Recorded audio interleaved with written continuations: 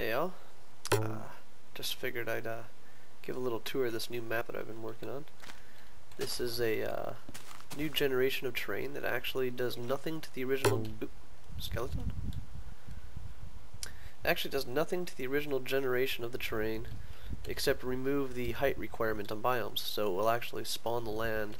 The water down there is 7 above bedrock, all the way up to 128, which is pretty much right about there. And that is definitely a skeleton somewhere nearby.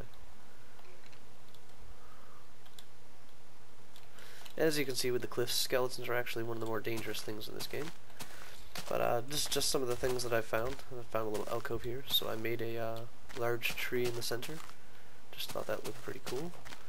The major difficulty that I've actually been having with this map is getting food is actually quite a challenge.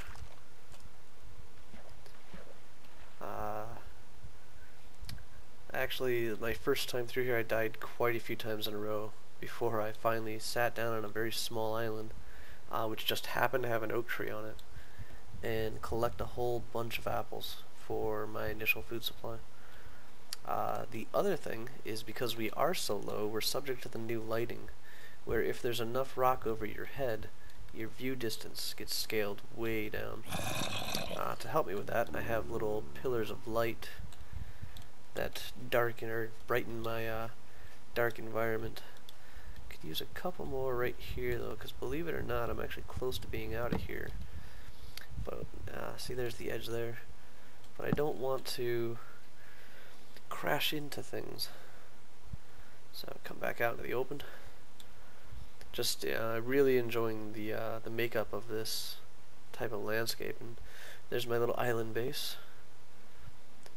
So I figured I'd just give a quick little tour of some of the neat things that this type of landscape invites. I mean, first of all, you can see things like that. You can see resources just all around the outside edge fairly easily. I believe there's actually some diamond over here somewhere that I haven't gotten yet. I'll come back and give a tour of that in a moment. The spawn point is actually a cliff that's loading in up that away. So there we go. Let me hop off of my boat, watch it shatter. Oh, didn't shatter. That's new. So spawn point is actually this cliff right here. You will pretty much spawn all the way at the top at around 128 or so in a pine forest. And one of the few safe landings is actually to hop off right about there and land in this pool. It's kept from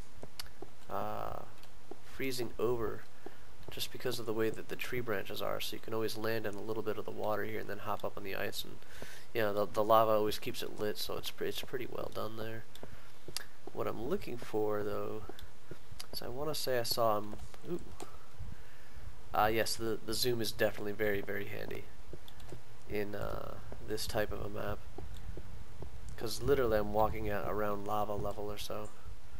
But you see things that you don't normally see. Like there's a nice little thing of sand and sandstone embedded in a cliff face. Let me see if I can't. I'm actually looking for a mine shaft, which I thought I saw over in this direction in one of my wanderings. It just gives you a little bit of insight into how the mine shafts actually generate themselves. It just appeared to have needed a place to... Oh, that sucked. A place to attach themselves to. There we go. And then they just sprawl out through the air. But they'll also replace any ground that's not solid with wood. So, ooh, rarity. Non-hostile NPC. Those things are very hard to come by. I've so far seen 1 pig, 1 cow, and now a chicken. But if I just scooch on, oops, scooch on through here. Oh, I think I hear the pig. Oh, scared the crap out of me. Oh, 2 pigs, nice. I do hopefully eventually plan to be able to take them back to the base and raise them up, but I just want to get a better vantage point on this right now. So this is from the underside. but I found it very interesting how it actually spawns out the floor. So you have like a old walkway system that's like partially in place instead of it being caves and such with mines. I don't know if it's going to transfer over, but this is still all mines and stuff like that in and around this area. I haven't actually gotten up there to explore it as of yet, but it looks like it's really interesting, and it you know, adds into oh crap. That is an Enderman. I think I just pissed it off, so I should probably kill this one. I guess that is one of the downsides. Is he still there? Nope, I hear him nearby now. There it is. Yeah, I pissed it off. There, smack him in the head. I really do not like fighting Endermen just because they're annoying. Especially for reasons exactly like this.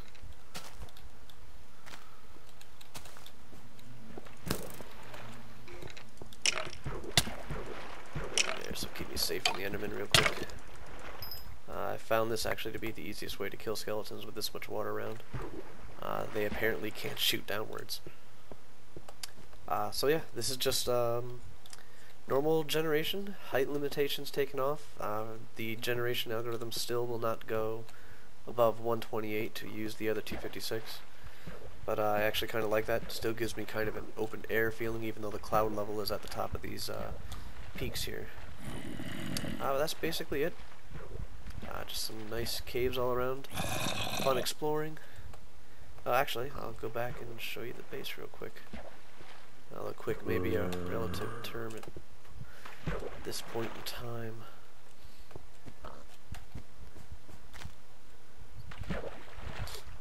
So hopping across the ice is pretty quick. Sounds like that Enderman is still after me. There's a diamond. And I fell, didn't I? So yeah, I guess I'll have to pass on the tour of the base. So, until I get the urge to record something else, talk to you later. Alrighty, I am back. I did all the swimming from over there to here without recording it, and figured just getting to the other side, just very small base. It's just this little dinky island. The neat thing about it is that the island's so small and the only way on it is here, is I don't have any doors or anything. The only exception to that is here in my little boathouse. I have some gates that just are mostly for keeping the boats in place as opposed to keeping anything out. So a nice little internal staircase goes up to a little balcony overlooking this area. But this is the island that I started on, and with just one of these trees. I now have my little grove over here with my melon farm. Just 4 melons is enough to keep me fed. And just a little wheat farm here. Oops. Guess it didn't like that. So let me just replant. Get rid of the extra seeds. Oops. So my little base starts just between these 2 trees. I have a nice little open balcony view of this back area. Like this entire corner that's been hollowed out, you can see a little dirt rim around there. That was actually diamonds, lapis, and redstone, all crammed right next to each other. It's very handy to find. Got some vines growing in here that eventually cover the walls. I keep trimming them back and such. What I want to be able to do is capture that livestock eventually. Transporting them through this much water is going to be such a pain. But I'd like to turn these 2 little fields here into pastures, you know. Have maybe cow or pigs up here, then a little small chicken thing down here surrounded in. So, you know, just make a really nice, compact, limited by the size of the island fort.